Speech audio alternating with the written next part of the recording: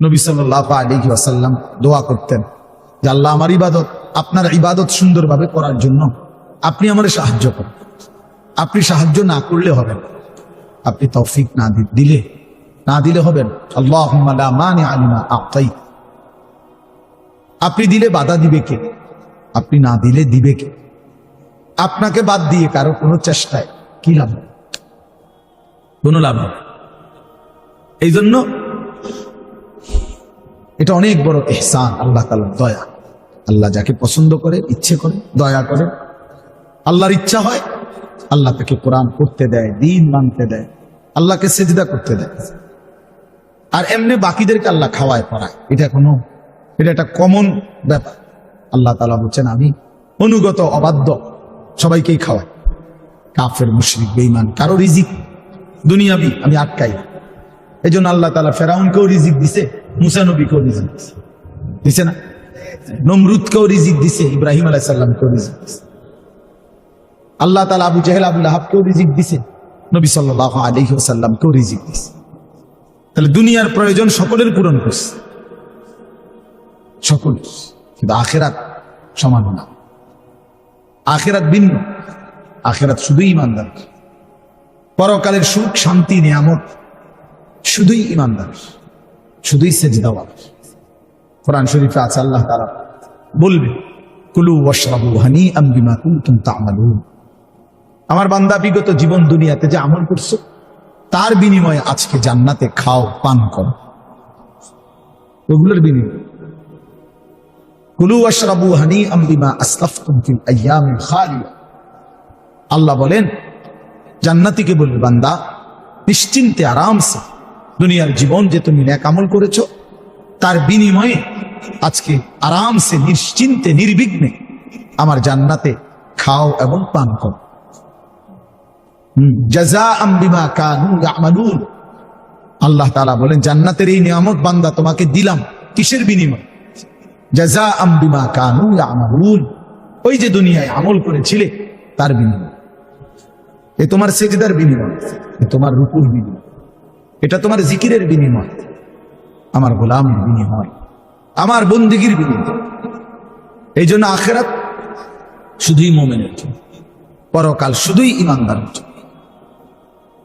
এই জন্য আল্লাহ তাআলার তৌফিক ছাড়া বান্দা আমল করতে পারে, নামাজ পড়তে পারে না, সেজদা দিতে পারে। কত ছেলে দেখেন না, চোখের সামনে এক ওয়াক্ত নামাজ পড়ে না, জানেও না সে মানুষের বাচ্চা নাকি জানোয়ার, এটাও জানে, হাইওয়ান কিনা মানুষ বলতে পারে। কে পাঠাইলো, কেন পাঠাইলো, কে সৃষ্টি করলো, কেন সৃষ্টি করলো, কি জন্য আসলো, কিছুই জানে।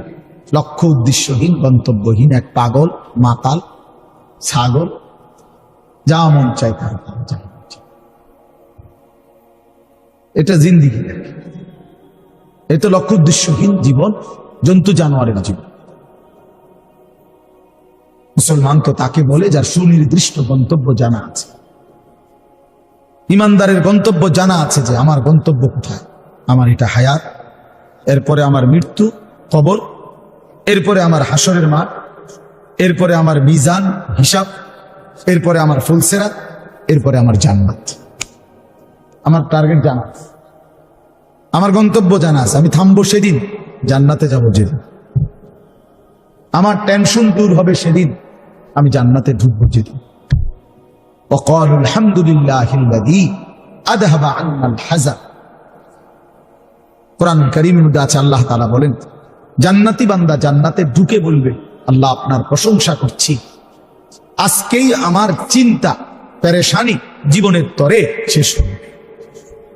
আজ আমি জান্নাতে ঢুকি, এবার আমি নিশ্চিন্ত হলাম, নিশ্চিন্ত। আর কোনদিন এই জান্নাত থেকে বের হতে হবে। আল্লাহ তাআলা বলছেন, আর কখনোই এখান থেকে বের হইতে হবে না। খালিদিনা ফিহা আবাদা, চিরস্থায়ী। চলেন বাপ, এই জন্য বললাম, নিজেদের ছেলে, নিজেদের মেয়ে, নিজেরাও ইনসাফের সাথে ভাইবেন যে আপনি আখিরাত চিনেন কি, আপনার ছেলে মেয়েগুলো যেই জীবন পরিচালনা করতেছে এতে কি মনে হয়, এতটুকু আন্দাজ করা উচিত যে আমার ছেলে আসলে আখেরাত চিনি কিনা, আমার ছেলের সামনে কোনো গন্তব্য আছে কিনা, নাকি মোবাইল, নারী, ছবি, জিনা, ব্যভিচার, মদ, জুয়া, নাচ, গান, উলঙ্গ দৃশ্য, হালাল হারামের কোনো বাজ বিচার নাই, পাক নাফাকের কোনো বাজ বিচার নাই, লজ্জা শরম হায়া কিচ্ছু নাই, যখন যা যা মন চায় খাইতেছে, হ্যাঁ, যা মন চায় তাই করতেছে। তো এই খামখেয়ালি জীবন, যখন যা মন চায় তাই, হালাল হারাম, জায়েজ না জায়েজের জীবন, যার পার্থক্য নাই, আল্লাহ তাআলা কোরআনে বলছে তার উদাহরণ হলো ফামাসালুহু কামাসালিল কাল, কুত্তার মতো। হ্যাঁ, এটা কোরআন শরীফের আয়াত। ওই জীবন কুত্তার জীবন, কুকুরের জীবন। এই জন্য আমি সবসময় এটা বুঝি, বেনামাজির জিন্দেগি কুত্তার জিন্দেগি। এই ফজরের নামাজ না পড়ে যে জানোয়ার গুলো ঘুমায় থাকে, এগুলা কুকুরের জিন্দেগি। খালাস। এই সুদখোর গুলো যে জিন্দেগি কাটায়, এগুলো কুকুরের জিন্দেগি। এই হারামখোর গুলো যে জীবন কাটায়, এটা জানোয়ারের জীবন। কোরআন শরীফের আয়াত।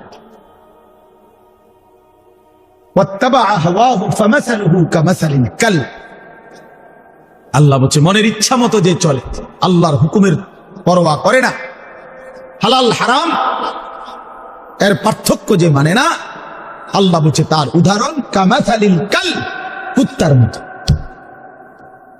কুকুরের। ইন তাহমিল আলাইহি ইয়ালহাস আও তাতরুকহু ইয়ালহাস। আল্লাহ বলছে কুকুরের স্বভাব, দৌড়ানি দিল জিহ্বা লম্বা করে হাঁফায়, ছেড়ে দিল দাঁড়ায়া দাঁড়ায়া জিহ্বা লম্বা করে হাঁফায়, জিহ্বা লম্বা করে হাঁফায়, এমন এ কুকুরের স্বভাব। পেলেও অতৃপ্ত, না পেলেও অতৃপ্ত, থাকলেও অশান্তি, না থাকলেও, কারণ হারাম করছে, নাফরমান যে, আল্লাহর অবাধ্য যে, পাক নাফাক, হালাল হারাম, যার কাছে সুদ আর ব্যবসা একই রকম মনে হয়, সে কি মানুষ নাকি? যার কাছে আপন বউ পরের মহিলা সমান মনে হয়, নিজের বউও দেখে, মানুষের বেডিও দেখে, তো তার কাছে কি কোনো হালাল হারামের পার্থক্য আছে কি? তো সে জানোয়ার না তো জানোয়ার কি? সে জানোয়ার না তো জানোয়ারটা কে? তাই বলে, ইনসাফের কথা বলে, নাহলে বিচারে কর, কি কর? এই জন্য এটা সবসময় মনে রাখবেন, জওয়ান হন আর বুড়া হন, আমি হই আর আপনি হন, হালাল হারামের পার্থক্য যার মধ্যে নাই, কুকুরের মধ্যে কোনো হালাল হারামের পার্থক্য নেই, কুকুরের মধ্যে পাক নাফাকের কিছু নেই, কারণ যেহেতু সে জানোয়ার। কিন্তু মানুষ যে ইনসান, তার সৃষ্টিগত সত্তার মধ্যে হালাল হারামের অনুভূতি থাকতে হবে। মুসলমান তাকেই বলবে যার মধ্যে জায়েজ না জায়েজের পার্থক্য আছে, হালাল হারামের অনুভূতি আছে, পাক নাফাকের অনুভূতি আছে। কোরআনুল কারীমে আল্লাহ তাআলা এটা বলছেন। এজন্য নবীজি বলছেন আল হালাল বাইয়িন ওয়াল হারাম বাইয়িন, যেটা হালাল এটা স্পষ্ট, যেটা হারাম এটাও স্পষ্ট। নবীজি বলেন আমি অন্ধকারে রেখে যাই নাই উম্মতকে, একটা সেকেন্ডের জন্য আমি আমার উম্মতকে আড়ালে রেখে যাই নাই, সবকিছু আমি স্পষ্ট বলেছি। হালাল গুলো পরিষ্কার করে দিছি, হারাম যা তাও স্পষ্ট করে দিয়েছি। 24 ঘন্টার যাবতীয় কর্মকাণ্ড আমি আল্লাহ স্পষ্ট করে দিয়েছি। ওই দেখেন ওই অপদার্থ ছেলেটার দিকে এক নজরে মোবাইলের দিকে তাকায় আছে, কারে বলে কি ওয়াজ করে ফের কোন খবর, এটা ধরে রাখছে মোবাইল, এক নজর একদিকে খালা। এবার ওয়াজ হয়, কারে বলে কি বলে, আমার এত কিছু দরকার, আমি আর আমার মোবাইল। এই জিনিস এই ছেলে পেলেদের আকসারের জীবনে 24 ঘন্টা পৃথিবীতে তার একটাই জিনিস, সেটা হলো একটা মোবাইল। এটাই তার মা, এটাই তার বাবা, এটাই তার আত্মীয়, এটাই তার স্বজন। মোবাইলেই হাসে, মোবাইলেই কাঁদে, মোবাইলেই আবেগ, সব কিছু জীবনের মোবাইলটা। কোত্থেকে আসলো, কে বানাইলো, কে সৃষ্টি করলো, কেন পাঠাইলো, কে আমারে বানাইলো, আমি কোত্থেকে আসলাম, কেন রাত হয়, কেন দিন হয়, আমার কোনো দায়িত্ব আছে কিনা আমার আল্লাহর পক্ষ থেকে? কিচ্ছু, কোনো সামান্যতম বুঝ, বুদ্ধি, আকল, দিমাগ কিচ্ছু। 365 দিন, এক বছরে কোনো দিন নামাজ পড়ে না, তারও কিছু মনে পড়ে না, কেউ তারে মনে করাইও দেয় না। কই তার বাপ কেডা, তার মা কি? কেউ একটু বলেও না যে কিরে বাপ, তুমি যে এক ওয়াক্ত নামাজ পড়ো না, তুমি মুসলমানের বাচ্চা হইলা কেন? তুমি মানুষের বাচ্চা হইলা কেন? তার মা একটা বার বলে না, মা কেমন, সন্তানই কেমন। আমার খুব আফসোস লাগে, এটা খুব আফসোস। মাঝে মাঝে মনটা চায় যে কি আসলে কি মুসলমান এত পাষাণ হইল কেন? বাপে কেমন, সন্তানই কেমন, মাই কেমন, মেয়েটাই কেমন। কেউ পর্দা করে না, মাও বেপর্দা, মেয়েও বেপর্দা।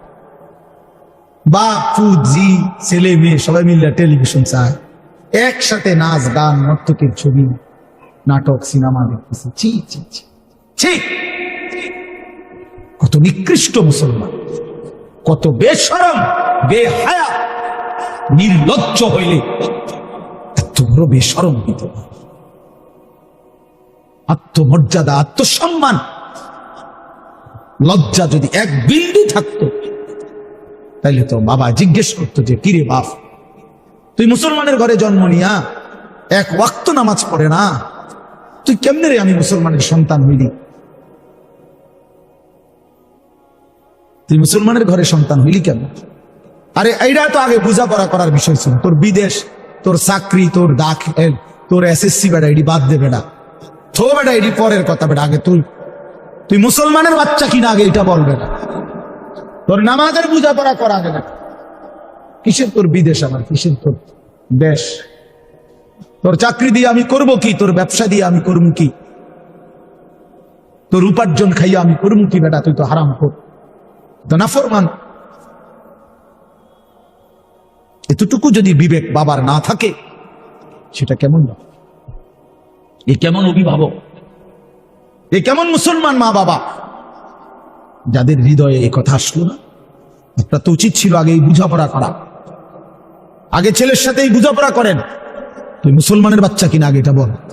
মুসলমানের বাচ্চা 16 বছরে এক ওয়াক্ত নামাজ ছাড়া থাকে কেন? কথা বলে ইনসাফ কি বলে? ইনসাফের কথা বলেন, বিচারের কথা বলেন। ছেলেগুলোকে আপনারা এইভাবে ছেড়ে দিলেন, আর তোমরা ছেলেরাও বাবা এইভাবে নষ্ট হয়ে গেল। অনাদরে, অবহেলায় এমন সুন্দর জীবন, এমন সুন্দর যৌবন, শরীর, স্বাস্থ্য সব শেষ করে দিলাম। একবারও মনে পড়লো না তোমারও তো শেষ আছে বাপ। রাত যেমন ভোর হয়, দিন যেমন রাত হয়, তোমার হায়াতও একদম শেষ হয়। প্রতি ঘন্টা, মিনিট, সেকেন্ড যায় মানে তোমার হায়াত, আমার হায়াত, ঠিক না? তো আল্লাহ আমাদেরকে বুঝদান করেন। এজন্য বাপ আমরা ভাবা উচিত, আমাদের এটা ফিকির করা উচিত। ছোটরাও, বড়রাও, মাঝ বয়সীরাও, এত লাগাম ছাড়া মানুষ হয় না। মুসলমানের জীবন এত বড়, জন্তু জানোয়ারের মতো হওয়ার কথা না বাবা। হ্যাঁ, গুনাহ হইতে পারে, গুনাহ আমারও আছে, আপনাদেরও আছে, গুনাহ হইতে পারে, হবে। সেটা হলো হুচট খাওয়া। মানে চলার পথে আমি 10 কিলো পথ হাঁটলাম, আমি 30 কিলো পথ গেছি এক জায়গা থেকে আরেক জায়গায়। তো এই চলার পথে হয়তো একবার আধবার পড়ে যাইতে পারি, পিছলা খাইতে পারি, ঠিক আছে, এটা হইতে পারে। কিন্তু আমি বুঝি 30 কিলোমিটার একেবারেই পড়ে রইলাম, পিছলা খাইয়া রইলাম। তাহলে ভুল আমার হইতে পারে, গুনাহ আমার হইতে পারে।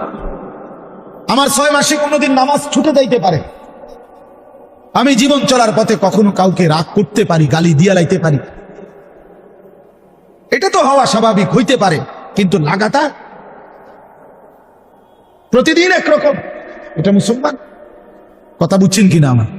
আপনি বুঝি এখানে প্রত্যেকদিন মিশা কথা বলবেন, আপনি বুঝি প্রতিদিন সুদ খাইবেন, আপনি বুঝি প্রত্যেক দিন ওজনে কম দিবেন, এটা বুঝি মুসলমান? আপনি বুঝি একদিনও নামাজ পড়তেন না, আপনি বুঝি 365 দিনে কোনোদিন ফজরের নামাজ পড়তেন না, এটা মুসলমান? তো এটা তো উচট খাওয়া না, এটা তো গাদ্দার, এটা তো ইচ্ছা করে ঠান্ডা মাথায় ধীরে সুস্থে ভেবে চিনতে আল্লাহর সাথে গাদ্দারি করতেছে, আল্লাহরে বুড়া আঙ্গুল দেখাইতেছে যে দেখো কইলা কেন সেজদা দিতাম না, চাই কিতা করতাম। আল্লাহ বলবে অসুবিধা নাই বান্দা, বাতে না খাও, আর তো বেশি কিছু না, দুগা খানাই তো খাও আর ঘুম যাও, খানা তো কুত্তাও খায়। তবে মনে রাখো কবরে আইসো, একটা লাথি দাও আমার ফেরেশতারে দিয়া, একটা লাথি, এক লাথিতে বুঝবা আমার নাফরমানির শাস্তি কি। কাল্লা সাউফা তা'লামুন সুম্মা কাল্লা সাউফা তা'লামুন। আল্লাহ বলে বান্দা কবরে আইসো, আমি বুঝায় দেব আমার নাফরমানির শাস্তিটা কি।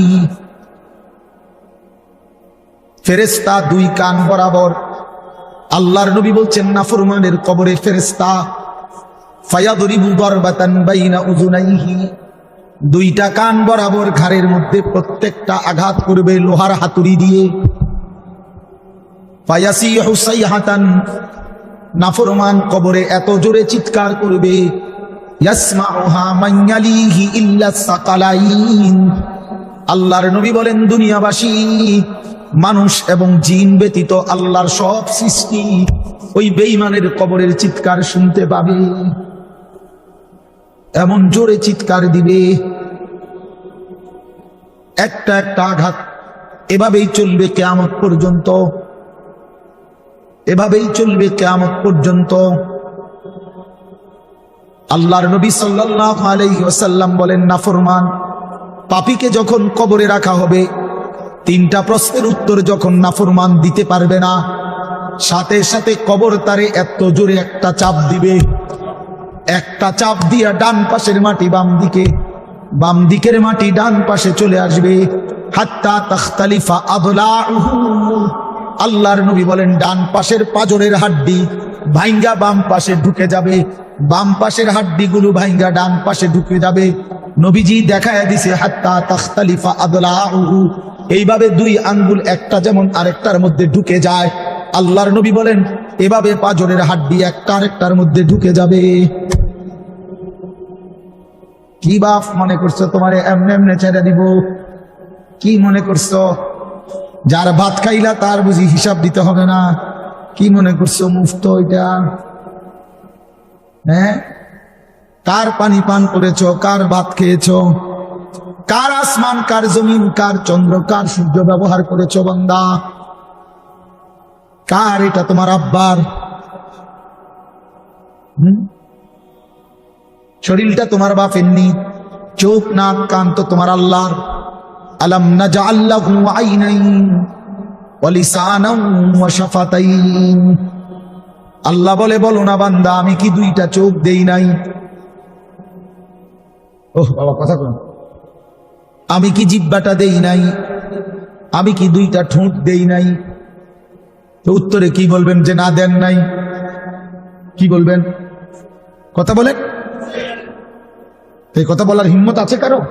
যে আল্লাহ আপনি চোখ দেন নাই, আপনি ঠোঁট দেন নাই?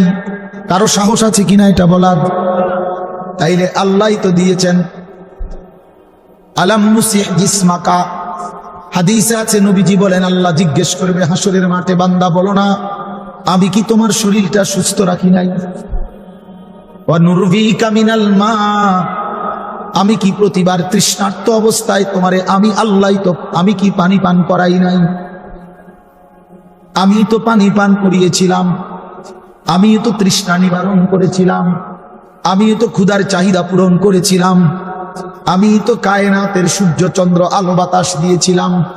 ওয়াজআলনা নাওমাকুম সুবাতা, আল্লাহ বলে সারাদিনের ক্লান্তি দূর করার জন্য রাত্রি গভীরের ঘুম আমি আল্লাহ তো বানিয়েছি।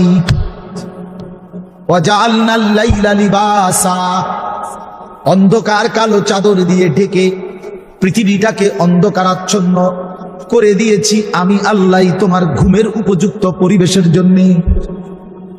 আবার দিনের বেলা আলোকিত করে দিয়েছি তোমার উপার্জনের সুবিধার জন্য। রাতে তুমি ঘুমাইবা এই জন্য অন্ধকার করে দিয়েছি, দিনে তুমি রোজগার করবা এই জন্য আলোকিত করে দিয়েছি। সুবহানাল্লাহ। ওয়াজআলনান নাহারা মাশা, উপার্জনের জন্য দিন বানিয়েছি, ঘুমাইবার জন্য রাত বানিয়েছি। ওয়াজআলনা সিরাজাও ওয়াহাজা, একটা উজ্জ্বল সূর্য আমি আল্লাহই বানিয়েছি। وأنزلنا من المعصرات ماء ثجاجا, জমাট বাঁধা মেঘ থেকে আমি আল্লাহ অঝোর ধারায় বৃষ্টি নামিয়েছি। এই জমিনটাকে সিক্ত নরম করেছি, ছোট্ট ছোট্ট ছিদ্র বানিয়েছি। তোমার অনাদরে ফেলে দেওয়া দানা আমি আল্লাহ কুদরতি স্বয়ংক্রিয় মেশিন দিয়ে আমি আল্লাহ জমিনের নিচে আমি নিয়ে এসেছি। কয়দিন পরে আবার আমি আল্লাহ সেই ছোট্ট দানা থেকে নতুন গাছ বের করে দিয়েছি। লিনুখরিজা বিহি হাব্বান ওয়া নাবাতা, তাহলে রিজিকের ব্যবস্থা আমি করলাম, ঘুমের ব্যবস্থা আমি করলাম, উপার্জনের পরিবেশ আমি করে দিলাম, শরীর স্বাস্থ্য জীবন যৌবন আমি দিলাম। আমি কেন সেজদা পেলাম না? আল্লাহ যদি বলে বান্দা আমি কি অপরাধ করলাম, আমি তোমার এত কিছু দিয়ে আমি কি অন্যায়টা করলাম যেই অপরাধের কারণে তুমি আমার সেজদা দিলা না? কি বলবা যুবক? নাফরমান যুবক কি বলবা? অসভ্য যুবক যে নামাজ পড়ো না, হাইওয়ান তুমি কি বলবা? তুমি মানুষ না জানোয়ার? বেনামাজি তুই মানুষ না জানোয়ার? বল, মানুষ না জানোয়ার বল বেটা। অনেক বেহায়া এখনো হাসে এইখানে, এত বড় অসভ্য বেহায়া, এই বেহায়া এখনো হাসে। চিন্তা করছেন? হ্যাঁ, এত বড়, এত নির্লজ্জ, এত বড় অসভ্য যে এখনো হাসে। অর্থ হইল আমারই, বুঝেন নাই? বুঝতেছে সে আমারই কর। আহ আহ আমার মনে হয় কুকুর রে কইলে কুকুর মাথা নামাই নেব।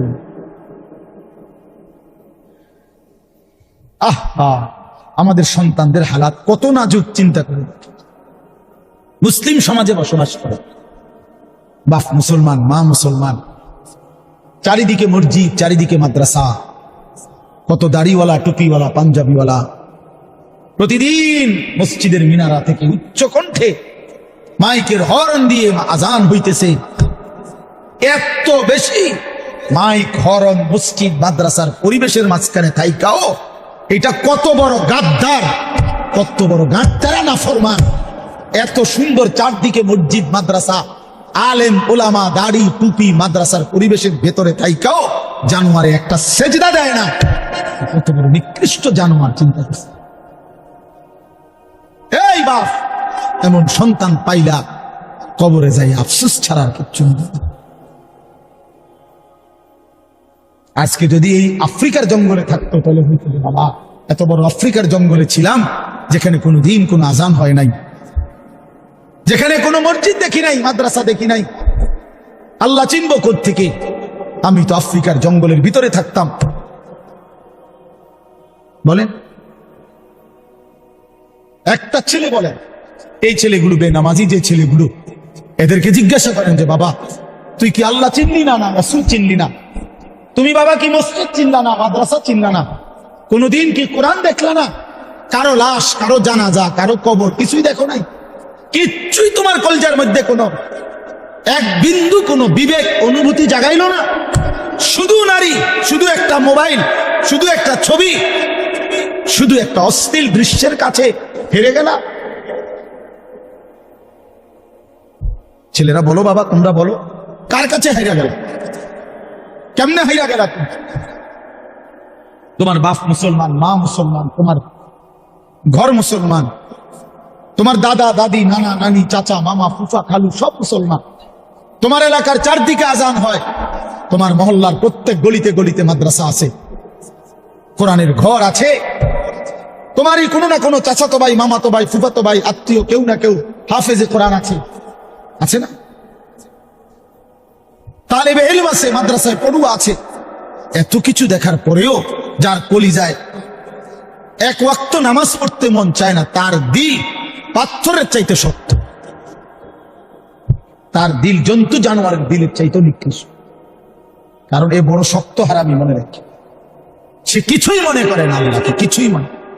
এত মসজিদ মাদ্রাসা, এত নামাজ রোজার এত চিহ্ন দেখাও আমি কিছুই বিশ্বাস করি না। আমি বিশ্বাস করি আমার জীবন হলো মোবাইল, আমার জীবন হলো নারী, আমার জীবনের অর্থ হলো ছবি, আমার জিন্দিগির মাকসাদ হলো উলঙ্গ ছবি দেখা, নর্তকী দেখা, জিনা ব্যভিচারের দৃশ্য দেখা, মদের আড্ডা, জুয়ার আড্ডা, নারীর আড্ডা, কোন অশ্লীল মেয়ের পিছনে জীবনটা শেষ করে দেওয়া। খালাস, আমি বুঝছি এটাই জীবন। কিসের মসজিদ, কিসের মাদ্রাসা, কিসের আল্লাহ, কিসের রাসূল, আমি এগুলা বুঝি না। এতটা উল্টে গেল কেন? এত বড় লানত হলো কেন বলেন বাবা? অতএব আপনাদের কাছে অনুরোধ করব, আপনারা আপনাদের বিবেককে নিয়ে ভাবেন। তোমরা ছেলেরাও বাবা রাগ হইও না, বুঝতে শিখো বাবা। কে ফিরাবে তোমাদেরকে? কে ফিরাবে? কে ফিরাবে? কে ফিরাবে বাপ? তোমরা কি কোনোদিন মরবা না? আজ যদি মৃত্যু হয়, এই বেনামাজি জিন্দিগি নিয়ে কেমন কবরে যাইবা? ঠিক বা কেমন? এই নাফরমানের জিন্দিগি নিয়ে কেমন ঠিক বা? এই জন্য আমরা প্রত্যেকেই প্রস্তুতি নেই। যদি ভাবতে শিখি, বুঝি, সামান্য অনুভূতি জাগে, তাহলে এই অনুভূতিটাকে কাজে লাগাবার একটা বড় সুযোগ। পিছনের গুনাহ মাফ করে নতুন করে নিজেকে আল্লাহর ইবাদত, ঈমান, আমলের দ্বারা সজ্জিত করার একটা শ্রেষ্ঠতম সিজন, মৌসুম আসতেছে, সেটা হলো মাহে রমজান। মাহে রমজান বড় বেশি সুযোগ আসতেছে। আল্লাহ যদি দয়া করে হায়াত দেয়, তো পিছনের সব গুনাহ মাফ করিয়ে নতুন সাজে নিজেকে সজ্জিত করার, আখিরাতের রঙে রঙিন করার, জান্নাতের রঙে নিজেকে গড়ে তোলার এক শ্রেষ্ঠতম মাস মাহে রমজান। রমজান মানে অন্য কিছু, রমজান মানে ভিন্ন কিছু। রমজান মাসে মানে নিজেকে বদলানোর মাস, রমজান মানে নিজেকে পরিবর্তনের মাস, রমজান মানে নিজেকে আখিরাতের রঙে রঙিন করার মাস, রমজান মানে আল্লাহ তাআলার মহব্বতে, রাসূলুল্লাহ সাল্লাল্লাহু আলাইহি ওয়াসাল্লামের মহব্বতে ডুবে যাওয়ার মাস। এটা আমাদের সামনে। আল্লাহ আমাদের জন্য রমজানের হায়াত ভিক্ষা দান করেন। আল্লাহ যেন আমাদের সকলকে রমজান পর্যন্ত পৌঁছিয়ে দেন। এই আয়াত দেখেন, আল্লাহ তাআলা বলছেন, ইয়া আইয়ুহাল্লাযীনা আমানু, হে ঈমানদারগণ, কুতিবা আলাইকুমুস সিয়াম, তোমাদের উপরে রোজা ফরজ করা হলো, কামা কুতিবা আলাল্লাযীনা মিন ক্বাবলিকুম, যেমনটা ফরজ করা হয়েছিল তোমাদের পূর্ববর্তীগণের উপর, মানে পূর্বের ঈমানদার উম্মতদের উপর। কেন ফরজ করা হলো রোজা? উদ্দেশ্য কি? আমি আল্লাহর, লাআল্লাকুম তাত্তাকুন, যেন তোমরা মুত্তাকি হতে পারো, মুত্তাকি হইতে পারো, আল্লাহ ভীরু হইতে পারো। আর মুত্তাকি হলে কি লাভ হবে? উইদ্দাত লিল মুত্তাকিন, আল্লাহ বলে জান্নাত বানানোই হয়েছে মুত্তাকিদের জন্য। মুত্তাকি হবে তো জান্নাতি হবে, জান্নাতি হবে।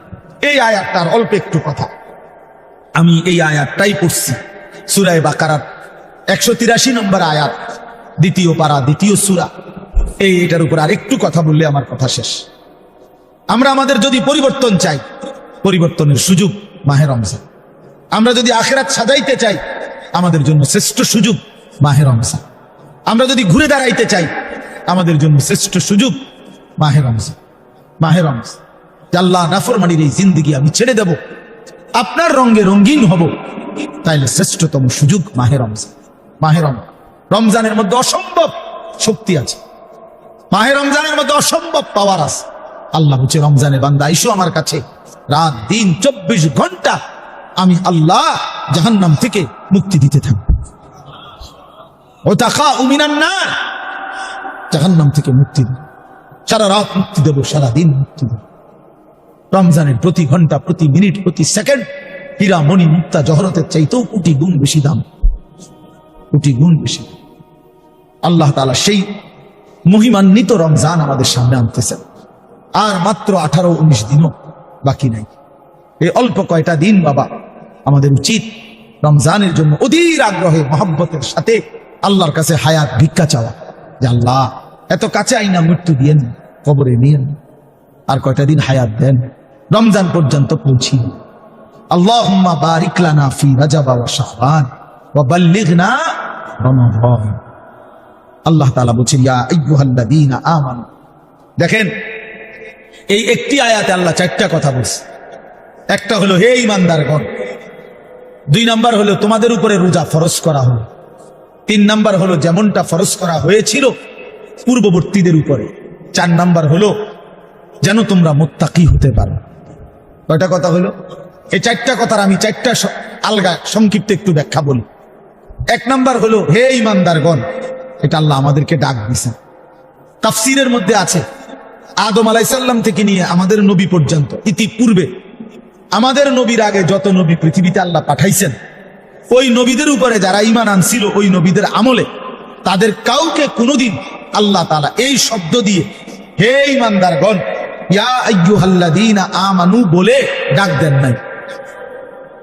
আগে সর্বপ্রথম আমাদের নবী, আখিরি নবী, আল্লাহর বন্ধু, আমাদের নবীর ভালোবাসায় আল্লাহ তাআলা বলছে, বন্ধু, বিগত কোন নবীর ঈমানদার উম্মতকে আমি যেই শব্দে ডাকি নাই, এই প্রথম আপনার ভালোবাসায় আপনার ঈমানদার উম্মতকে আমি ইয়া আইয়ুহাল্লাযীনা আমানু এই নতুন শব্দে ডাক দিলাম। হে ঈমানদারগণ, হে ঈমানদার, তোমরা আমার। তাফসীর ইবনে কাসিরের মধ্যে আছে যে ঈমানদার সে আল্লাহর বন্ধু, যে মুমিন সে কার বন্ধু? আল্লাহর বন্ধু। আল্লাহর বন্ধু, মুমিনের বন্ধু আল্লাহ, আল্লাহর বন্ধু মুমিন, আল্লাহর বন্ধু মুমিন। এই জন্য তাফসীরে লিখছে হে ঈমানদারগণ, এই কথার আরেকটা তর্জমা এটা, হে আমার বন্ধুগণ। আল্লাহ যেন ডাক দিয়া বলছে, হে আমার বন্ধুগণ, তোমরা আমার বন্ধু, তোমরা আমার। আমি বানাইছি বহু জনের, তোমরা বানাইছি আমার জন্য, আমার জন্য। তোমরা আমার, তোমরা আমারে মেনে নিয়েছ, তোমরা আমার কালেমা পড়েছ, তোমরা আমার রাসূলকে মেনে নিয়েছ, অতএব তোমরা আমার। তোমাদের কালেমা লা ইলাহা ইল্লাল্লাহ মুহাম্মাদুর রাসূলুল্লাহ এটা আমি গ্রহণ করলাম, গ্রহণ করে আমি নিলাম, এই জন্যই আমি তোমাদেরকে ডাকবো। তুমি বলছো আমি এনে ভর্তি হব, ওই যে আমার মোহাম্মদ বলছে তার ছোট ভাই হাফেজ মুশাররফ কয় আমার আজকে বললো যে হুজুর ভর্তি করামু আপনার মাদ্রাসায়, তো কি কোন সময় আমু ফরম নিয়ম কানুন কি? আমি এত কথা তোমার দরকার কি? হাতে ভর্তি হইব 60 টাকা। তার মানে আমি বলতে চাইছি তারে কি বুঝাইলাম, তোমার এত নিয়ম কানুনের দরকার কি? আমি তারে নিলাম, খালাস, আমি ভর্তি নিলাম। তাইলে অর্থ হইল আল্লাহ তাআলা বলছেন, বান্দা তোমার কালেমা আমি নিলাম, তোমার ঈমান আমি নিলাম, এই জন্য আমি তোমার মুমিন বলে ডাক দিলাম। আল্লাহ কাউকে নিজের করে ডাক দেওয়া, খোদার কসম, এটা তার জীবনের সবচেয়ে বড় পাওয়া। যদি দিল থাকতো তাইলে আমরা বুঝতাম। এক এমপি সাহেব যদি কারো নাম নেয়, এক মন্ত্রী সাহেব কারো নাম নেয়, আর তারে যদি কেউ আইয়া কো আজকে তো মন্ত্রী সাহেবের কাছে গেছিলাম আর উনি তোমার নাম নিছে, তোমার কথা ভালো কইছে, বাবা এতে বেটা তো মানে ঠ্যাঙ্গালগি দিয়ে একটা লেবে। হ্যাঁ ভাই তাইয়া ঘরে বেড়ে কথাবার্তা সাবধান কও, আগের মতো নাই, যেরুম মনে করছে এরুম না। কি কি মন্ত্রী সাহেব আজকে আমার নাম হয়েছে জিঙ্গাও, মানে সে এটাকে খুব গৌরবের মনে করবে, ঠিকই না বলেন না? কেন সবার কাছে ঘুরে ঘুরে বলার চেষ্টা করবে আমি কিন্তু মন্ত্রীর পরিচিত। হাদিসের মধ্যে আছে এক সাহাবী উবাই ইবনে কাব রাদিয়াল্লাহু তাআলা আনহু, সাহাবীদের মধ্যে নবীজির সবচেয়ে সুন্দর কোরআন শরীফ পড়তেন যিনি, ওনার নাম হলো উবাই ইবনে কাব। এই উনি নবীজি একদিন উনাকে বলছেন, এই সাহাবীকে, যে উবাই এদিকে আসো, তুমি আমারে কোরআন শরীফ পড়ে শোনাও, বুঝছেন? তখন ওই সাহাবী একটু লজ্জিত হয়ে বলতেছি, ইয়া রাসূলুল্লাহ আমি আপনার সামনে কোরআন পড়বো, অথচ কোরআন তো আমরা আপনার থেকেই শুনি, কোরআন আপনার উপরেই নাজিল হয়, আমি কোন সাহসে আপনার সামনে কোরআন পড়ি? তো নবীজি বললেন, শুনো, মহান আল্লাহ পাক রব্বুল আলামিন জিবরাইল পাঠাইয়া তোমার নাম নিয়ে বলছে তোমার কাছ থেকে আমি কোরআন শুনতে। এই আমরা স্পষ্ট হাদিসে পড়ছি, বিশ্বাস করেন। এই সাহাবী এটা শুনে না 3 বার জিজ্ঞাসা করছে নবীজিরে, আওয়াসাম্মানি আল্লাহ, ইয়া রাসূলুল্লাহ বললেন কি আমার আল্লাহ আমার নাম নিছে? আমার নাম? আরে কোন কি আপনি? নবীজি বলল, হ তোমার নামে তো নিছে। উনি আবার জিজ্ঞাসা করছে, ইয়া রাসূলুল্লাহ সত্যি বলছেন আমার নাম নিয়েছেন আল্লাহ? বলছে, হ তোমার নাম। আবার জিজ্ঞাসা করছে, হাদিসের স্পষ্ট শব্দ আছে, ফাবাকা, তিনবারের পরে এই সাহাবী খুশিতে আনন্দে চিৎকার করে কাঁদতে শুরু করছে আর বলতেছি, ইয়া রাসূলুল্লাহ, এক গোলামের কি পরিমাণ সৌভাগ্য, তার মুরিদ তার নাম নিয়েছে। তা আমরা আমাদের কালেমার কি পরিমাণ সৌভাগ্য, আমরা একবার বলেছি কালেমা, আল্লাহ আমাদেরকে ডাক দিছে, ইয়া আইয়ুহাল্লাযীনা আমানু, হে আমার কালেমা ওয়ালারা, তুমি আমার, আমি তোমাদের ঈমান নিলাম, আমি তোমাদেরকে ডাক দিলাম। এক মুমিনের কি পরিমাণ খুশি হওয়া উচিত আপনি শুনেন। 29 নম্বর পারায় একটা সূরা আছে, সূরা মুরসালাত। এই যে এর আগে একটা সূরা আছে, সূরা দাহর, কুরআনুল কারীমের 76 নম্বর সূরা, 2 পৃষ্ঠাওয়ালা ছোট সূরা। এই সূরাটার মধ্যে জান্নাতের বর্ণনা সবচেয়ে সুন্দর, মানে জান্নাতের বর্ণনা হৃদয় কারা এই সূরাতে আছে। এই সূরাটা যেদিন নবীজির উপরে নাযিল হয়েছে, সেদিন নবীজির সামনে একজন কালো রঙের সাহাবী বসা ছিল। ওয়াইনদাহু রাজুলুন আসওয়াদ, কালো একজন রঙের সাহাবী বসা ছিল, উনি বসা ছিলেন। এই সময় এই সূরাটা নাযিল হয়েছে, নবীজি উনাগরে শুনাইছে সূরাটা। তো এই সূরার মধ্যে জান্নাতের এমন হৃদয়গ্রাহী বর্ণনা। এই সাহাবীটা সামনে যিনি বসা কালো রঙের সহজ সরল সাহাবী, উনি এই সূরা এটা শুইনা জান্নাতের আশায় খুশিতে একটা চিৎকার দিছে, এক চিৎকারে হাদিসে আছে ওইখানেই ইন্তেকাল করছে এখানে। তখন আল্লাহর নবী বলেন, ওয়াল্লাহি লাকাদ আখরাজা নাফসা সাহিবিকুমুশ শাওকু ইলাল জান্নাহ। নবী বলেন, আল্লাহর কসম, জান্নাতের প্রবল আকাঙ্ক্ষায় তোমাদের বন্ধু জীবন দিয়ে দিল। নিকাল যায় দম তেরে কদমোं के नीचे, यही दिल की हसरत, यही दिल की आरज़ू है। এটা উর্দু শের আর কি, অর্থ হইল, হে প্রিয়তম, তোমার পায়ের নিচে জীবন দিলাম, জান দিয়ে দিলাম। আর এটাই ছিল আমার সারা জিন্দেগীর তামান্না, দিলের আকাঙ্ক্ষা, যে তোমার জন্য আমি জীবন দেব। আর সেটাই দিয়ে দিলাম। নিকাল যায় দম তেরে কদমোं के नीचे, তোমার কদমের নিচে আমার জান দেব। এই দিল কি হাসরত, এটাই ছিল দিলের আকাঙ্ক্ষা। এজন্য আজকে ছেলেরা কোথায় জীবন শেষ করে দিচ্ছ? এমন সুন্দর জীবন, এমন সুন্দর যৌবন, আহা, শক্তির টাইমটা, জীবনের সক্ষমতার সময়। ছোটবেলা তো ভাইয়া দুর্বল, বৃদ্ধ বয়সটাও দুর্বল। তোমাদের অনেক কিশোর নওজোয়ান, একজনের গায়েও চাদর নাই, কিন্তু মুরব্বী সবগুলোর গায়ে চাদর। দেখো চাকায়া, এই চাচারা তো আমার সব পরিচিত চাচা। অর্থ হইল এই বৃদ্ধের এই দুর্বলতা তাকে চাদর গায়ে দিতে বাধ্য করেছে। তার শরীরে শীতের অনুভূতিটা বেশি, ঠিক কিনা বলেন? কিন্তু তোমরা নওজোয়ান, তোমাদের অধিকাংশ কারো গায়ে চাদর নেই। তোমরা দেখো ভাইয়া, আমার গায়ে কোনো চাদরই নেই। তাইলে বুঝাইতে চাইলাম, এই শক্তির সময় যৌবন। যুবক চাইলে পাহাড় কাইটা সমান করতে পারবে, যুবক চাইলে সাগর নদী মাটি দিয়ে ভরাট করে দিতে পারবে। একটা এলাকার যুবক ছেলেরা যদি চায়, সবার হাতে হাতে মদের বোতল পৌঁছাই দিতে পারবে। একটা সমাজের ছেলেরা যদি চায়, সবার হাতে হাতে নামাজের মুসল্লাও তুলে দিতে। অতএব ছেলেরা, তোমরা যারা যুবক আয়োজন করছো, আমি তোমাদের উৎসাহ দেই, একটু আগাও, এখানে থাইমা যাইব না। একটা মাহফিল করছি, 1 ফোটলা বিরিয়ানি খাওয়াই দিছি, খালাস না বন্ধু, একটু আগাও। তোমরা আবার বসো, যে কয়জনে মাহফিলের আয়োজন করছো, তোমরা আবার বসো, যে আমরা কেমনে একটু ভালো হইতে পারি, একটু চরিত্রবান হইতে পারি, আমরা কেমনে নিজেরা নামাজ ধরতে পারি। একটু যদি হিম্মত করো যুবক, ইনশাআল্লাহ ভালো হবে।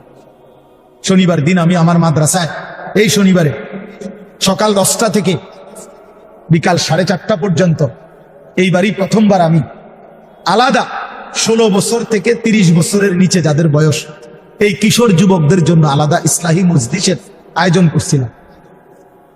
আমার শায়েখ আল্লামা মুফতি মুশতাকুর নবী সাহেব বয়ান করছেন, আল্লামা মুফতি আমজাদ হুসাইন সাহেব বয়ান করছেন, হযরত মাওলানা মুফতি ইউসুফ বিন ইকবাল বয়ান করছেন, আমাদের কুমিল্লা ক্যান্টনমেন্টের বড় একজন শিশু বিশেষজ্ঞ ডাক্তার মিজানুর রহমান, উনি বয়ান করছেন, আমি নিজে কিছু কথা বলছি। প্রায় 600 ছেলে এন্ট্রিভুক্ত আসছে, উপস্থিত হয়েছে 600। সন্দ্বীপে, চট্টগ্রামে আমরা প্রতি বছর সন্দ্বীপ যাই, সেখানে 4টা-5টা ছেলে ফজরের নামাজের জন্য, তারা বন্ধু, কলেজের ছেলে, 4-5 জন ছেলে মাত্র। ওরা একদিন সিদ্ধান্ত নিছিল, ওরা সবসময় ফজরের নামাজ পড়তো, তো ওরা একদিন সিদ্ধান্ত নিছে যে ফজরের পরে তারা, সন্দ্বীপ তো সাগরের পারে, তো সাগরের পারে হাঁটতো তারা, তো তারা একদিন সিদ্ধান্ত নিছিল আজ থেকে 1 বছর আগে যে আমরা সকালবেলা না হাইটা চলো আমরা বন্ধুদেরকে ফজরের জন্য জাগাই, ফজরের ক্যাম্পেইন করি, ফজরের জন্য গণসংযোগ করি। এই 4-5 জন ছেলে উদ্যোগ নিয়ে শুরু করছে। ঠিক 1 বছরের মেহনতে এই গত নভেম্বর, 24 সালের নভেম্বরে আমি গেছি মাহফিলে, ওইখানে তারা আমার লিস্টেড, ফজরের পরে আমি তাদের জন্য আলাদা বয়ান করছি, তাদের আলাদা মাহফিল হয়েছে ফজরের পরে। মানে রাতে আমি যেই প্যান্ডেলে ওয়াজ করছি, ওই প্যান্ডেলটা তারা সকালের জন্য আবার ভাড়া নিছে। বুঝেন না এই কথা? আমি ওখানে ছিলাম, আর ওখানে রাত্রে আসা যায় না, ওইটা সন্দ্বীপে স্পিড বোট দিয়ে আইতে যাইতে হয়, তো রাইতে আওয়ানের সিস্টেম থাকতে হয়, এই জন্য ফজরের পরে আবার বয়ান করছি 1.5 ঘন্টা। তো ওরা, আমি বললাম এত বোরেক ছেলেরা আইবনি, কয় হুজুর আসবে ইনশাল্লাহ, আপনি দেখেন। তারা আমারে দেখাইছে কাগজে কলমে লিস্টেড করা প্রায় 4,500 ছেলে এখন ফজরের নামাজ জামাতে। যুবক চাইলে কি না পারে, যুবক চাইলে ভাঙতে পারে, যুবক চাইলে গড়তে পারে, যুবক চাইলে বুলডোজার দিয়ে সমান করে লাইতে পারে, সমান করে ফেলতে পারে। আবার সেই ভাঙার উপরে যুবক চাইলে গড়তেও পারে। আল্লাহ তাআলা নওজোয়ানের শরীরে অসম্ভব হিম্মত দান করছে, অসম্ভব হিম্মত। এই জন্য বাপ, আমি যুবক যারা, তাদেরকে উৎসাহিত করলাম। মহান আল্লাহ পাক রব্বুল আলামিন আমাদেরকে বলছেন, আমি তোমাদের ইমানদার, ইমান নিলাম, আমি ইমান দিছি বান্দা। আমি গত বছর যখন তাবলীগের সফরে ছিলাম দিনাজপুর জেলায়, গত বছর আগস্ট মাসে 72 বছর বয়স্ক একজন হিন্দু লোককে কালেমার দাওয়াত দিছিলাম। ওনার 2 ছেলে মুসলমান, ওনারে আমি 2.5 ঘন্টা কালেমার দাওয়াত দিছি। আমরা 3 জন আলেম মিলে কত অনুনয় বিনয় করছি, কাকুতি মিনতি করছি, কাঁদছি, চোখের পানি ফেলছি। একটা বার চাচা কালেমা পড়েন, আপনার ছেলে মুসলমান, ছেলের বউ মুসলমান, আপনার নাতি নাতনি সব মুসলমান, আপনি এখনো বসে আছেন কেন? আহা, এই 72 বছর হয়ে গেছে। বুড়া মিয়া কয়, আমি না, আমি এটা বলবো, বলে নাই। আমি আমার সাথীদের কাছে, আমার 26 জন সাথী নিয়ে চিল্লাই গেছি, 16 জন আলেম, এক চিল্লা সফরে 950 মানুষ আল্লাহর রাস্তায় বের হয়েছে। চিল্লান, আলহামদুলিল্লাহ, আল্লাহই করাইছে। তো বলতেছিলাম, আমি সাথীদের কাছে এসে বলছিলাম যে দেখেন, 72 বছর বয়স হয়ে গেছে, এক আল্লাহর বান্দা তার জবান দিয়ে কোনদিন তার মালিকের নামটা বলবে। আর আমারে আপনারে আল্লাহ তাআলা কত বড় তৌফিক দিছে যে আমরা কত হাজারবার, লক্ষবার কালেমা লা ইলাহা ইল্লাল্লাহ মুহাম্মাদুর রাসূলুল্লাহ, এটা যে আমরা পড়তে পারি, পড়তে পারছি, এই সৌভাগ্যের কৃতজ্ঞতা কি? এটা যদি আল্লাহ আমরা জবান দিয়ে কোনদিন না বলাইতো। কথা বলে না বাপ? এই ছেলেরা, মিয়া, এই বাপ, যারা নামাজ পড়ো না, আরে না ফরমান, তুই যদি হিন্দুর ঘরে জন্ম নিতে, তুই যদি ইহুদির ঘরে জন্ম নিতে, তুই যদি খ্রিস্টানের ঘরে জন্ম নিতে, এটা কি হতো জীবন যদি কোনদিন কালেমার আহ্বান না শুনতা? তুমি তো মুসলমানের ঘরে জন্ম নিয়া এভাবে ইমানকে ফেলে দিলা, মুসলমানের ঘরে জন্ম নিয়ে এভাবে নামাজকে প্রত্যাখ্যান করলা। ছি ছি ছি, তোমারে দেখে তো হিন্দুও হাসবে, তোমারে দেখে তো ইহুদিও হাসবে, তোমারে দেখে তো খ্রিস্টানও হাসবে, যে দেখছো হয় নাকি শ্রেষ্ঠ জাতি, ওদের ধর্ম নাকি শ্রেষ্ঠ ধর্ম, ওদের ধর্ম কোরআন নাকি শ্রেষ্ঠ কিতাব, ওদের শ্রেষ্ঠ ধর্ম ওদেরই পছন্দ হয় না, ওদের শ্রেষ্ঠ কিতাব ওরাই পড়তে পারে না। এটা কিসের শ্রেষ্ঠ? কথা বলেন না। তাহলে আমি তো আমার ধর্মের অপমান। কথা বলেন না, আমি আমার ধর্মের অপমান না, আমি আমার কোরআনের অপমান। এই জন্য তোমরা যারা বেনামাজি ছেলে, তোমরা ধর্মের অপমান। তোমাদের যাদের চুল বেঈমানের মতো, তোমরা মুসলমান ধর্মের অপমান। তোমরা তোমাদের কারণে আমার ধর্ম লজ্জিত, তোমাদের কারণে ধর্ম বেইজ্জতি হয়েছে। তোমরা ইসলামকে অপমানিত করলা, আল্লাহকে অপমানিত করলা, আমার নবীর শ্রেষ্ঠতম 23 বছরের আদর্শকে তোমরা অপমানিত করলে। এই অপমানের বিচার আল্লাহ করবে, মনে রাখো, ছেড়ে দিবে না বাপ। আল্লাহ কোরআনে বলছে, বান্দা আমি 1 সেকেন্ড ছাড়বো না, আমি হিসাব নিব। তুমি আমারে কি মনে করছো বান্দা? বাদ্যুগা খাওয়াইছি দেখে তুমি মনে করছো আমি মাতি না? হ্যাঁ, কিটা মনে করছো?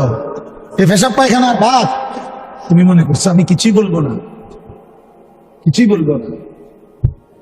তুমি জানো না ফেরাউনকে শোয়াইছে কে? তুমি জানো না কারুনকে শোয়াই দিছে কে? তুমি জানো না নমরুদ সাদ্দাতকে নিশ্চিহ্ন করে দিয়েছে কে? তুমি শোনো নাই? তুমি আন্দাজ করো নাই আমি আল্লাহ কেমন? এই পৃথিবীর কত অবাধ্য জাতিকে আমি আল্লাহ ধ্বংস করে দিয়েছি, শোনো নাই? ওই গোটা পৃথিবীর সমস্ত আধুনিক প্রযুক্তি থাকার পরেও তো বাবা আমেরিকার ওই বেঈমানরা ক্যালিফোর্নিয়ার লস অ্যাঞ্জেলস তাদের একটি স্টেট আগুনে দাবানলে পুরে ছাই হয়ে গেছে। লক্ষ লক্ষ কোটি কোটি মিলিয়ন বিলিয়ন ডলারের এক এক বিল্ডিং। আপনারা মুরব্বীরা মিলিয়ন বিলিয়ন ডলার কি তাই বুঝতেন না? কয়টা আপনি 1 মিলিয়ন বিলিয়ন ডলার কত টাকা? কমপক্ষে 300 টাকার বেশি। মানে আপনি এটি বুঝতেন না, এটা বুঝতেন না, কথা বুঝছেন কিনা? হ্যাঁ, আমরা কিতাবে পড়ছি এক বুজুর্গকে, হ্যাঁ, একটা জিনিস দামি ওনার কাছে ছিল, তো ওনার কাছে বলছি আপনি বিক্রি করে দেন। কত মূল্য? উনি বলছে 100 দিরহাম, 100 টাকা। তখন উনি যখন বিক্রি করে দিছে, ওনারে 100 দিরহাম দিছে। তো অন্য কেউ ওনারে পরে বলছে, হায় হায় জনাব, আপনি তো বহুত বড় ঠকছেন, মাত্র 100 টাকা দাম চাইলেন, এটার দাম তো আরো অনেক। তো উনি বলছেন, আল্লাহর কসম 100 টাকার উপরে, 100 দিরহামের উপরে কোনো সংখ্যা আছে? আমার তো জানা, আমার তো এর উপরে কিছু জানা নাই। আমার মেজো বোনের বিয়ে যখন হয়েছিল, মেজো বোন, আমি তখন প্রাইমারি শেষ করে মাদ্রাসায় ভর্তি হয়েছি। এই সময় আমার বোনের বিয়ে হয়েছে। তো বোন জামাই যখন ওই আগে ছোটবেলায় বিয়ের দিন বোন জামাই যখন আসছে, তখন শরবত খাওয়াইছি যে গেইটে নাকি, তখন কিছু টাকা দিতে হয় না, যে শরবত খাওয়ায় তারে। তো আমারে 100টা টাকা দিছে প্রথম। তো এগুলা নাকি ওনার কাছে আরো টাকা ছিল, তো এলে ওই আরো একটু সাফাসাফি করলে আরো দেয়, আরো কিছু দেয়, না মানলে আরো দেয়, এমনি এমনি নিয়ম ছিল। আমার 100 টাকা দিচ্ছে, আর এটা দেখে আমি একটা দৌড়ে আইয়া লাগছি। আমার পুরো মনে আছে, একেবারে কসম, আমার পুরো এখনো মনে হইলো আর এই কথাটা। আমার একেবারে আমার ভাই, চাচাতো ভাইটাই বা অন্যরা এত দমকাইছে, বেউকুফ, 100 টাকা লইয়া দৌড় দিয়ে আইয়া লাগছে। আমি বলছি, আমি তো আসলে এর চাইতে বেশি টাকা জীবনে আর দেখি না। তো বলতে চাইলাম, হাজার হাজার কোটি কোটি মিলিয়ন ডলারের এই বাড়ি ভবন, এগুলো পৃথিবীর সর্বাধুনিক প্রযুক্তি দিয়ে, অত্যাধুনিক প্রযুক্তি থাকা সত্ত্বেও, আধুনিক সরঞ্জামাদি থাকার পরেও বাপ আল্লাহর দেওয়া আযাবে আগুনে যখন জ্বলছে, এই কয়দিন হইল কোন বেঈমানে 1 সেকেন্ডের জন্য আগুন নিভাইতে পারে না। 14,000 ফায়ার সার্ভিস কর্মী একসাথে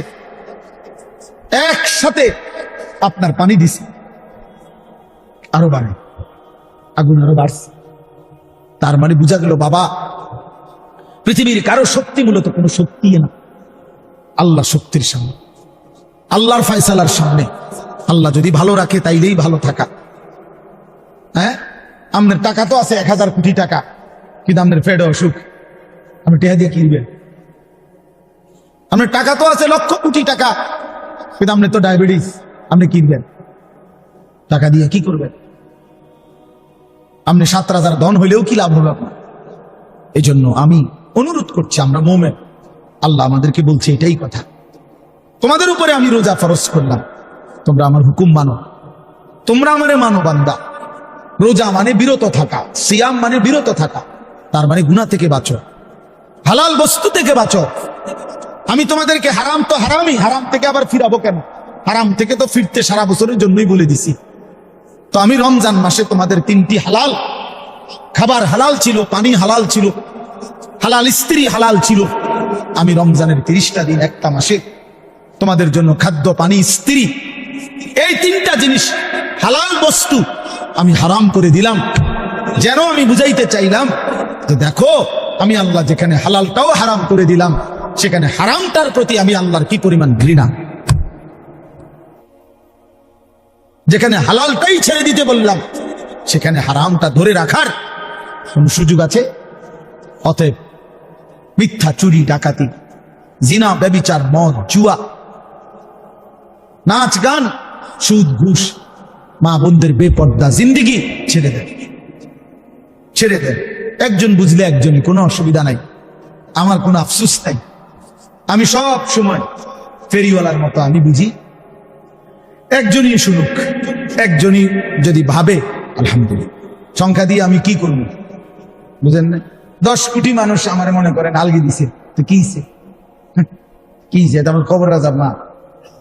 বাংলাদেশের একেবারে মনে করেন 50 লাখ লোক আমার চিনে, তো কি আমার কবর রাজাব মা।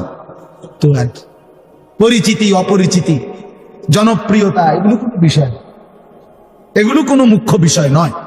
বিষয় হলো আল্লাহর কাছে গ্রহণ করা, আখিরাতের মুক্তি পাওয়া, জাহান্নাম থেকে মুক্তি পাওয়া। অতএব আজকে এতটুকুই মূল কথা। আমরা প্রত্যেকেই এটা ভাবি, আমরা মুমিন। প্রিয় ভাই বলেন, আমরা এখানে যারা এখন বসছি, রাত 12টা বাজে, আমার কথা শেষ। ইনসাফের সাথে ছেলেরা বাবা বলো তুমি মুসলমান কিনা। না না, ছেলেরা আলাদা বলো, বাবা কও তোমরা মুসলমান কিনা। প্রিয় বাপ বলো তুমি মুসলমান কিনা, তুমি মুসলমানের সন্তান কিনা। তাইলে তুমি সিদ্ধান্ত দাও আজকে। বয়স্ক যারা আছেন তারা আপনারা বসা থাকেন, কিন্তু তোমরা যারা 30 বছরের নিচে ছেলে, তোমাদের বয়স বুঝে শুনে ধোকা দিও না, আল্লাহর সাথে ধোকা করো না, আল্লাহর সাথে মস্কারি করো না। হাদিসের মধ্যে আছে, এক লোক নবীজির সামনে বাম হাত দিয়ে খাইতেছিল, মুসলিম শরীফের হাদিস। নবীজি তারে বলছে ডান হাতে খাও, তখন সে বলছে আমি ডান হাতে খাইতে পারি না। নবীজি বলছে তাইলে আর পারবা না, কসম আল্লাহর। ওই হাদিস আছে, সাহাবী বলে ওই লোক আর কোনোদিন ডান হাত মুখের কাছে আনতে পারে নাই, কারণ সে তো মূলত মিথ্যা বলছিল, অহংকার করে বলছিল। এই জন্য আমি অনুরোধ করছি, তোমরা যারা 30 বছরের নিচে আছো ছেলে বাবা, তোমরা দিল থেকে বুঝে শুনে তোমরা নিয়ত করে দাঁড়াও, যে এই কথার নিয়তে দাঁড়াও, যার ভালো লাগে যে আমি ইনশাআল্লাহ চেষ্টা করুন ফজর সহ 5 ওয়াক্ত নামাজ পড়তে। তুমি সিদ্ধান্ত নিয়ে বলো যে আমি চেষ্টা করব, আমি নারী, ছবি, অশ্লীল দৃশ্য থেকে, মোবাইলের অশ্লীল ছবি থেকে নিজেকে বাঁচাইবার নিয়ত করলাম, সিদ্ধান্ত করলাম। আল্লাহ তৌফিক দিলেই তো পারবা, ঠিক কিনা বলেন মুখে। অতএব নিয়ত করে হিম্মতের সাথে যে আসলেই হুজুর আমি দিল থেকে বললাম, এই নিয়ত করে দাঁড়াও, যার ভাল লাগে দাঁড়াও, কোনো বাধাবাধকতা নাই, যার মন চায় দাঁড়াও, আমার কোনো জোরাজুরি নাই। বাকি তুমি দিল থেকে বলো, মন থেকে মনে নিয়ত করো, তোমার দিলে তুমি, কারণ তোমার কবর তোমার, আমার কবর আমার। তোমার ঘরে তুমি ফিরবা, আমার ঘরে আমি ফিরবো। সবাই রাজি তো ইনশাআল্লাহ? আল্লাহ তাআলা তৌফিক দান করেন। বসবাস আল্লাহ কবুল করে নেন।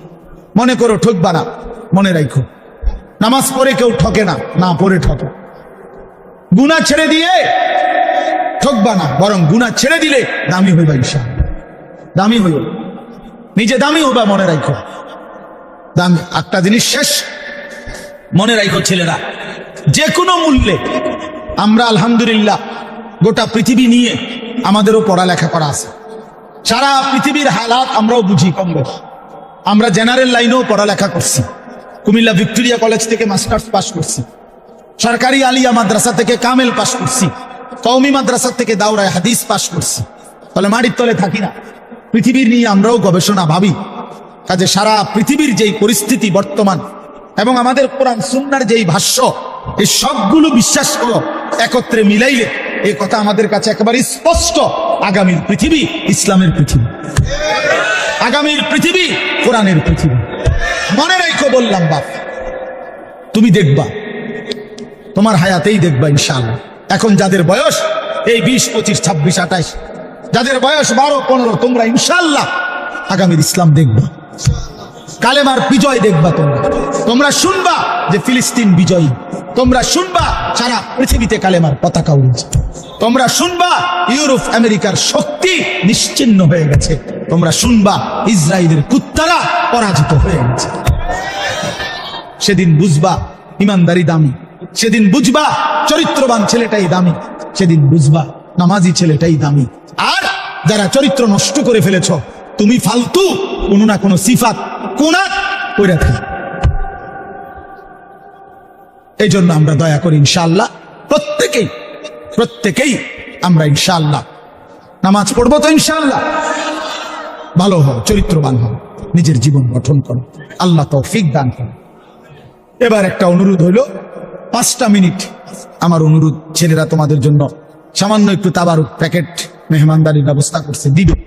এইটা দেওয়ার সুযোগ দাও, একটু একটু করে ফাঁকা করে দাও, কোনো শব্দ ছাড়া কথা বলবেন না। আপনারা কোন কথা বলবেন? একদম চুপ, একটা শব্দ করবেন না, কেউ কোনো কথা বলবেন না। স্বেচ্ছাসেবক কোনো কথা বলবেন, আপনি দেন এমনি, আমি বলতেছি, আমি কন্ট্রোল করতেছি, আনেন দাও ভাই। তোমরা একদম কোনো বুদ্ধি দিবেন না, কোনো বুদ্ধির দরকার নেই, আমি বুদ্ধি লইয়ে চলি। বিরিয়ানি দই না বুদ্ধি যদি আমার না থাকে তো কি ওয়াজ করিয়া যায়? হ্যাঁ, কোনো কথা নাই বাবা, তোমরা কেউ ডিস্টার্ব করো না, ঠিক আছে না? ইনশাআল্লাহ আমরা মুসলমান, এই সামান্য এক প্যাকেটে কি আসবে যাবে? দাও, যার যার কেউ ডাবল নিও না ইনশাআল্লাহ। এরপরে আমি দোয়া করব, আগে দেওয়া হোক, ঠিক আছে ইনশাআল্লাহ। আমরা মনে মনে 33 বার সুবহানাল্লাহ, 33 বার আলহামদুলিল্লাহ, 34 বার